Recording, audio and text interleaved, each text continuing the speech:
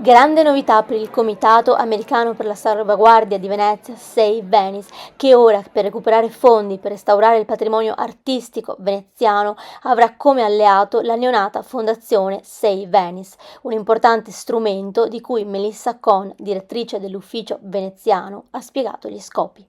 La Fondazione Save Venice ITS è un gruppo veneziano di Save Venice, per cui il gruppo Save Venice New York rimane negli Stati Uniti, però adesso avremo una marcia in più con un gruppo di veneziani che porteranno avanti le missioni di Save Venice, sempre lavorando con Save Venice il nostro ufficio qui, ma con la fondazione ci sarà la possibilità di avere le dichiarazioni fiscali e altre motivazioni per migliorare le offerte che Save Venice potrebbe avere.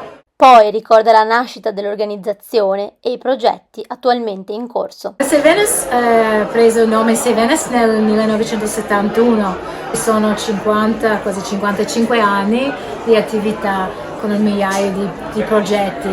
Anche attualmente abbiamo 65 progetti in corso nelle chiese, nei musei, altri luoghi a Venezia, è un'attività molto grande.